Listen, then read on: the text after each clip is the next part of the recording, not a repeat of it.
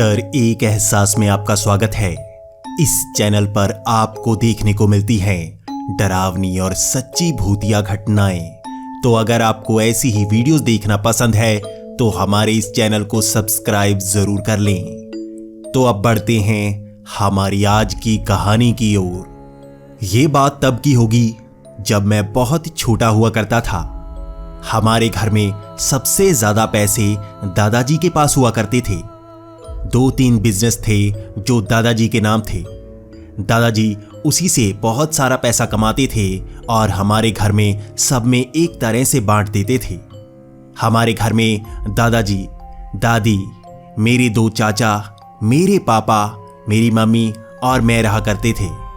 दादाजी तीनों भाइयों में बराबर पैसे बांट दिया करते थे, लेकिन वो ज्यादा हिस्सा खुद ही जोड़कर कहीं संभाल कर रख लिया करते थे।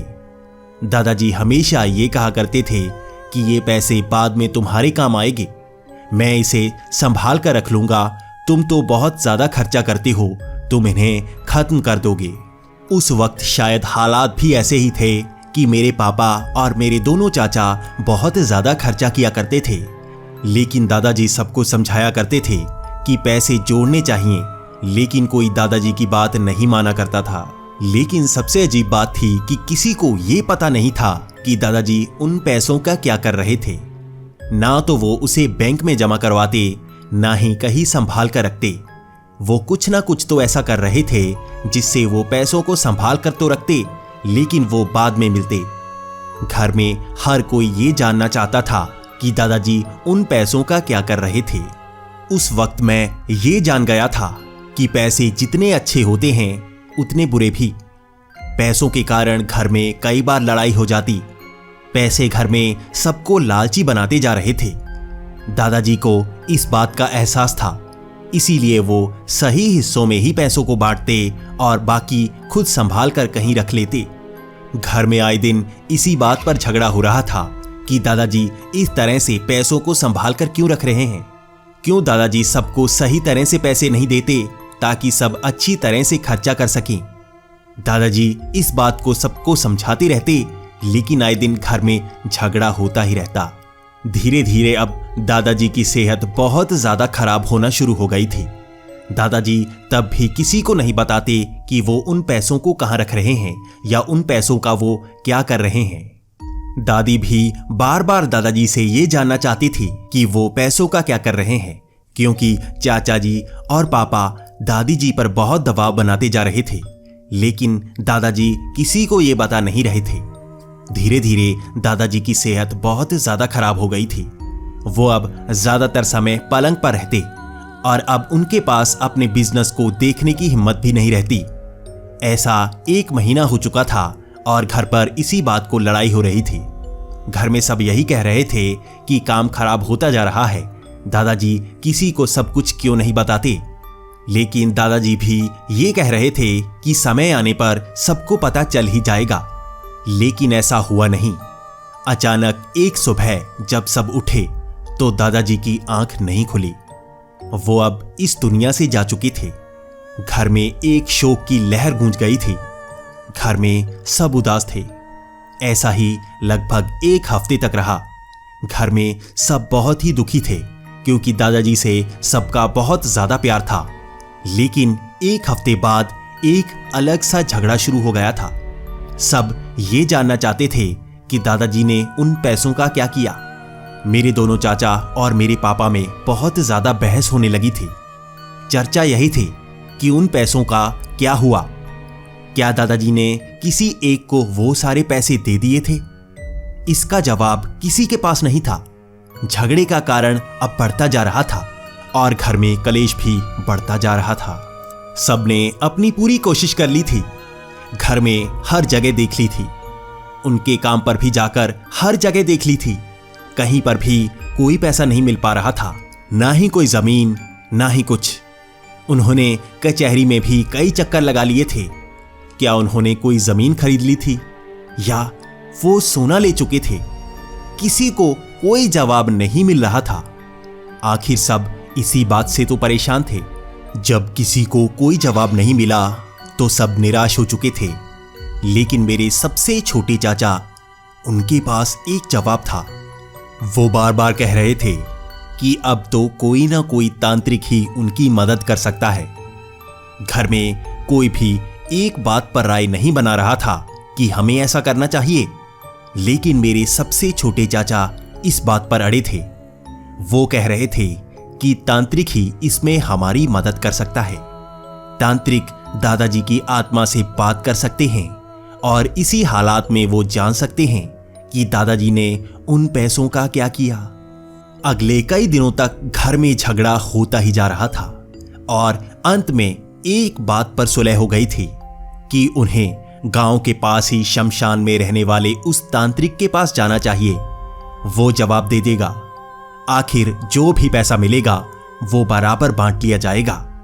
किसी को कोई छोटा हिस्सा नहीं मिलेगा, पैसा बिल्कुल बराबर जाएगा। इस सुलह के बाद अब उस तांत्रिक के पास जाना था।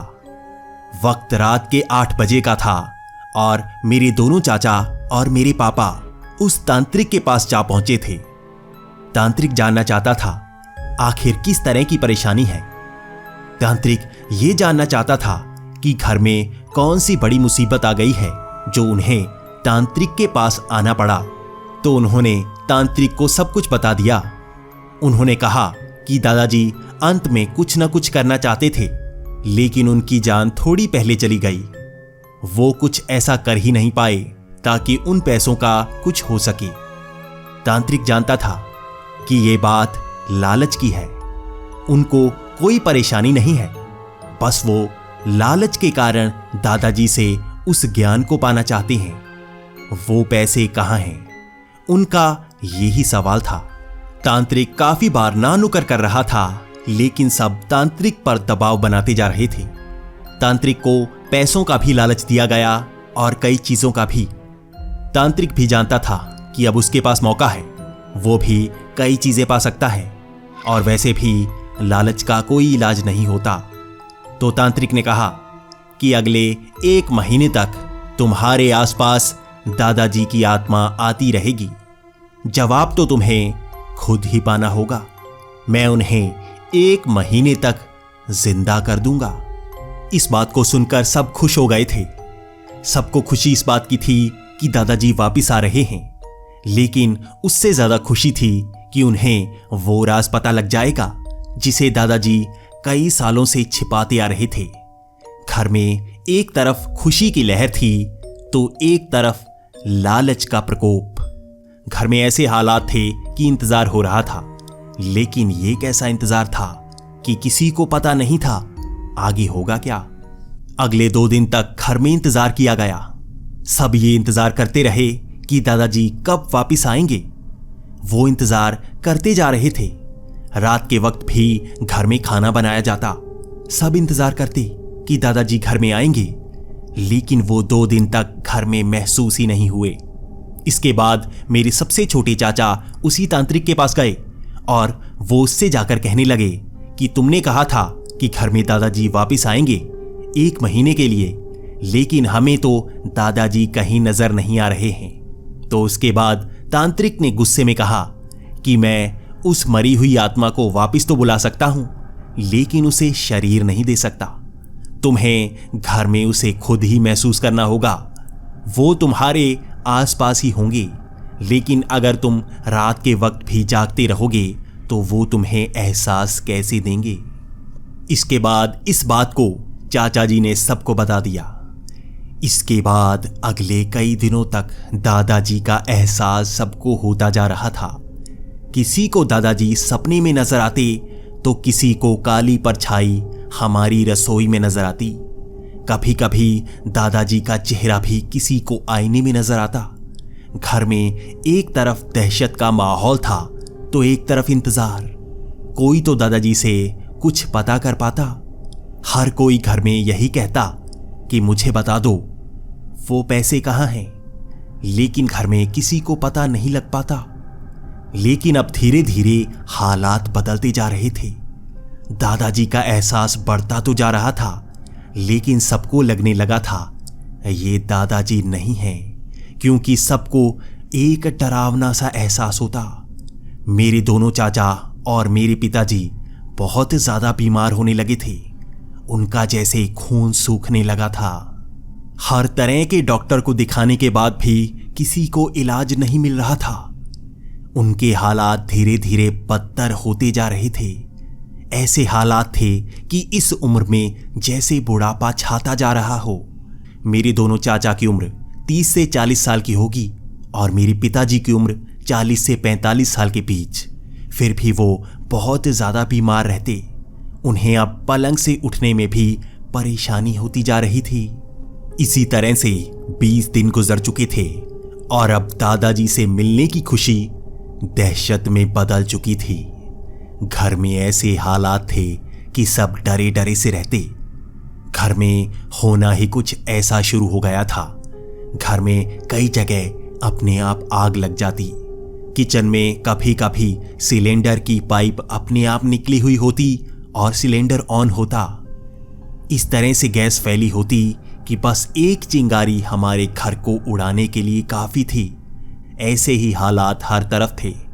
इसी तरह से कांच की बोतल गिरी हुई होती और वो टूटा हुआ कांच किसी ना किसी के पैर में चुभ जाता। ये बहुत ही खतरनाक से हालात थे। हर कोई डरा सा सहमा सा घर में ही रहता। अब रात के वक्त भी एक परछाई आसपास घूमती रहती। उसे ढूंढने की जरूरत नहीं पड़ती, वो तो जैसे हमारे आसपास ही होती। और अब धीरे धीरे वो हमें जैसे छूने सी लगी थी।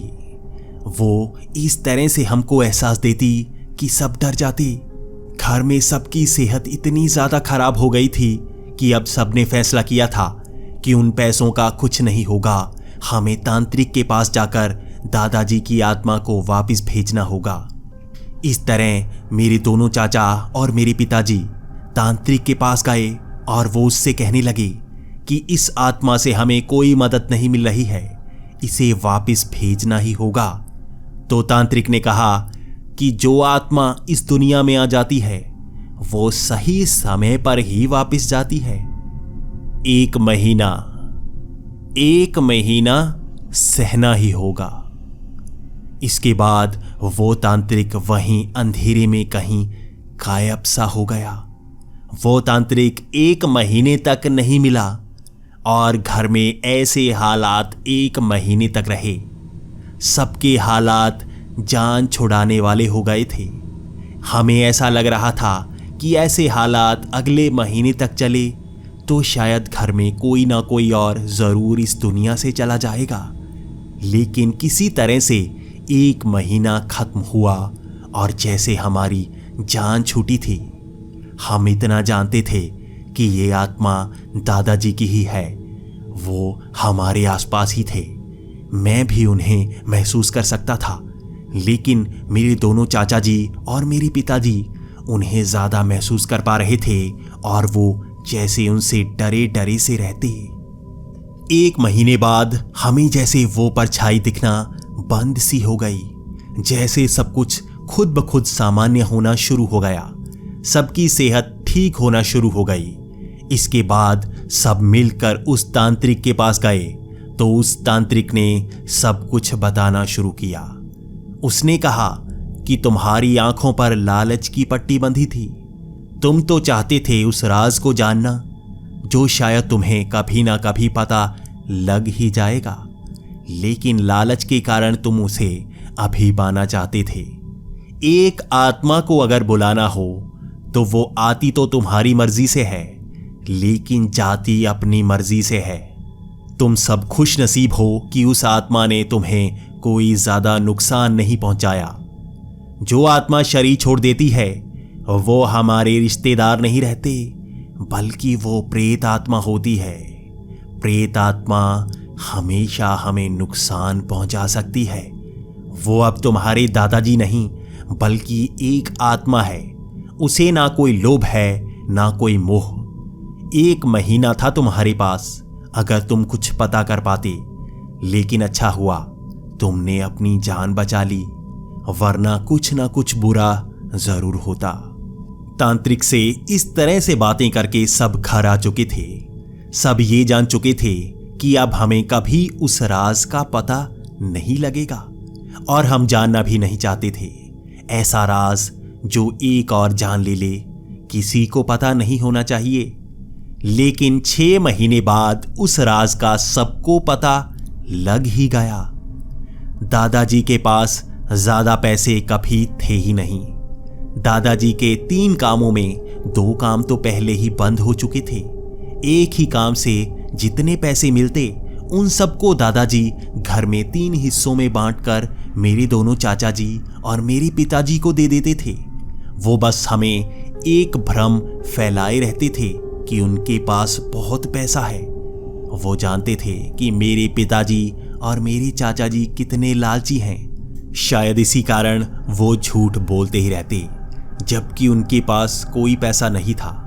6 महीने बाद उनका वो तीसरा काम भी बंद हो गया था। तब घर में बहुत बुरे हालात थे। जो सबकी लालच की आंखें पैसों की तरफ देख रही थी, अब उसे खुद ही उन पैसों को पाना था, मेहनत करनी थी। लेकिन हमें इससे ज्यादा बड़ा सबक ये मिला कि हमें मरी हुई आत्मा से किसी तरह की कोई नजदीकी नहीं बढ़ानी चाहिए।